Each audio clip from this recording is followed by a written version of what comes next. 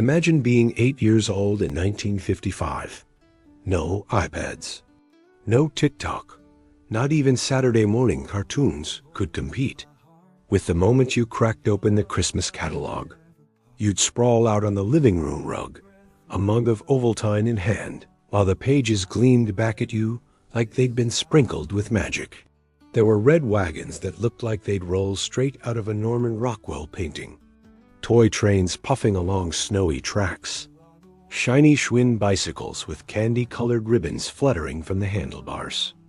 And of course, the dollhouses, the Lionel train sets, the cowboy outfits, and the glittering tree decorations, each one whispering, "Circle me in red crayon, and maybe, just maybe, I'll be waiting under your tree."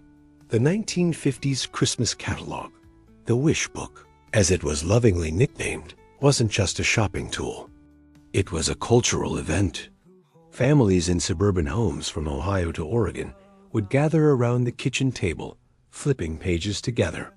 Kids would make lists, parents would plan budgets, and grandparents would smile knowingly as Bing Crosby crooned from the Yarsindi radio. This was the golden age of American consumer dreams. Sears, JCPenney, and Montgomery Ward weren't just selling sweaters and stockings. They were selling a lifestyle, a postwar promise of prosperity and joy. In a decade where TV stars like Lucille Ball, Milton Berle, and the Mickey Mouse Club ruled living rooms, and Elvis Presley was shaking up jukeboxes, the catalog ruled Christmas.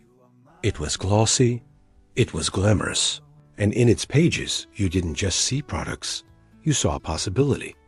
The fonts were bold, the reds impossibly saturated, the greens as lush as a freshly painted Chevy Bel Air.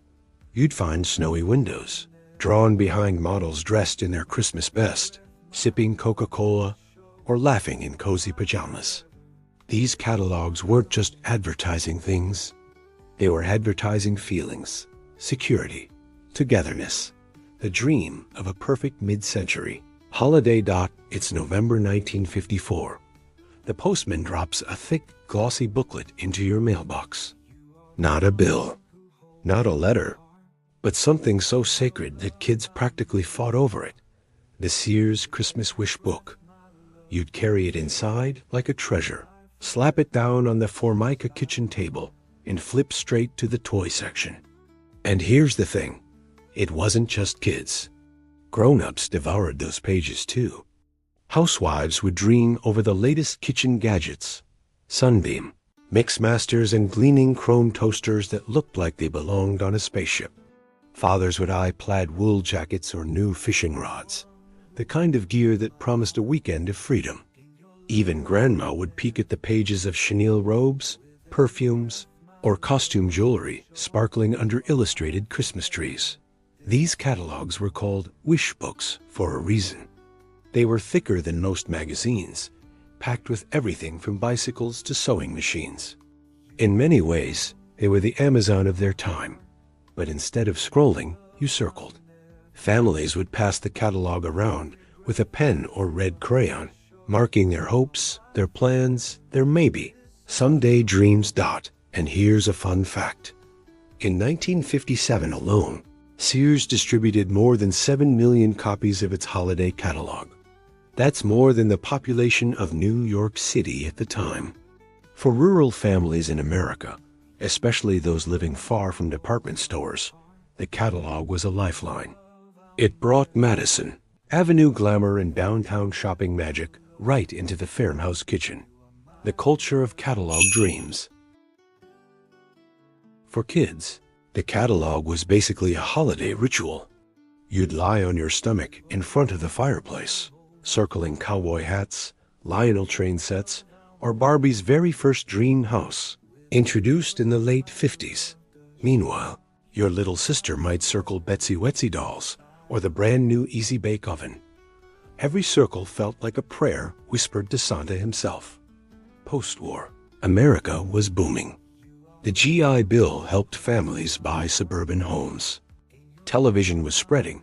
By 1955, half of American households had one.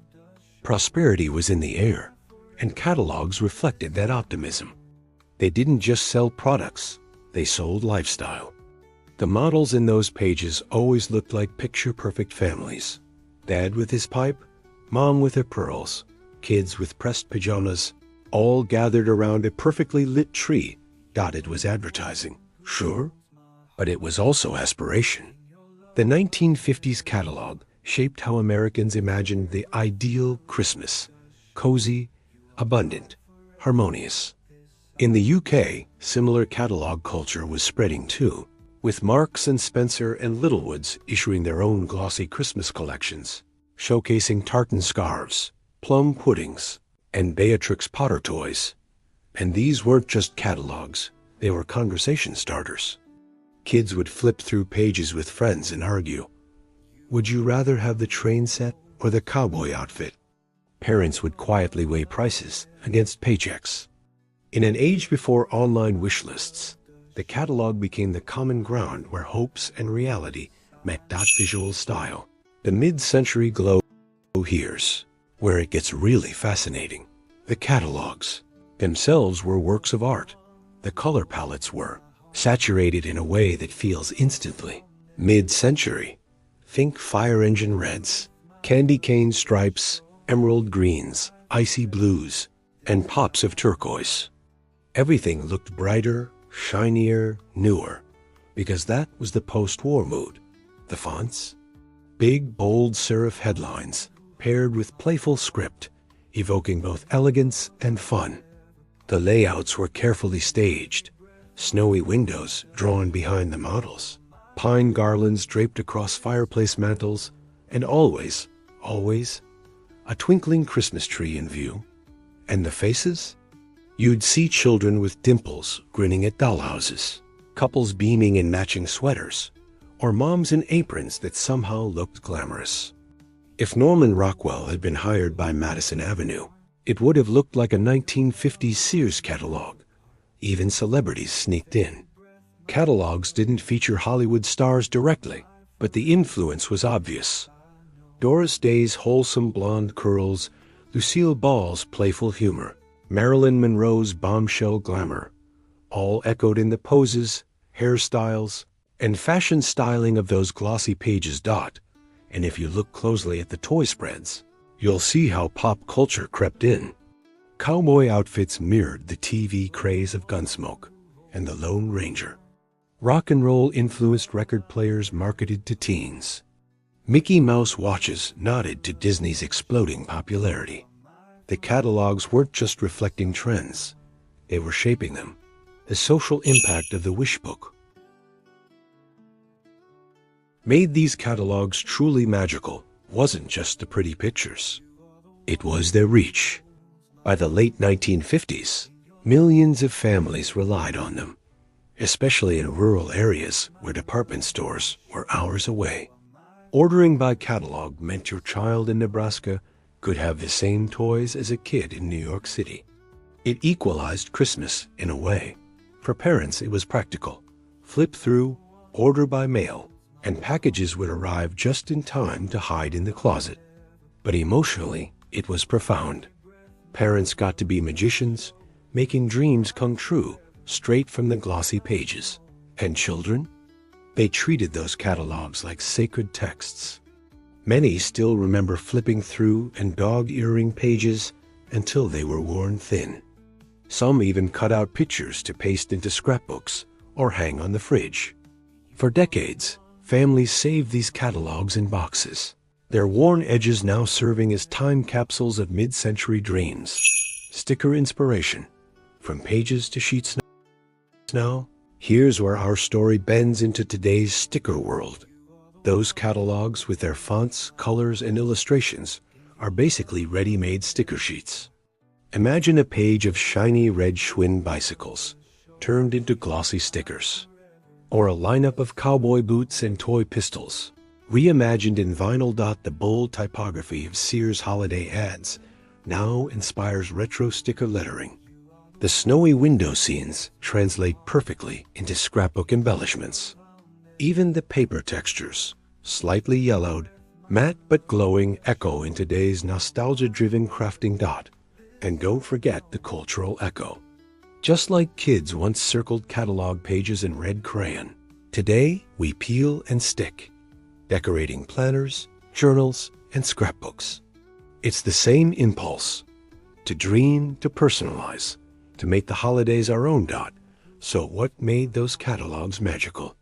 It wasn't just the toys or the clothes. It was the ritual, the waiting, the flipping of pages together as a family, the circling, the hoping, the imagining. In many ways, the 1950s catalog was less about shopping and more about storytelling. It told us who we wanted to be, how we wanted Christmas to look, what joy could feel like if it was delivered in a cardboard box tied with string. And maybe that's why we're still so drawn to them today. Because in every retro font, every saturated red, every cozy scene, we see more than just old advertisements. We see the echo of a time when Christmas dreams were delivered not by prime trucks, but by glossy pages slipped into a mailbox. As one nostalgic catalog collector once put it, these weren't just products. These were promises. Promises of joy, mailed with love. And in a way, that promise still sparkles today. In every vintage sticker, every scrapbook, and every memory of circling a toy with a red crayon on a frosty December evening.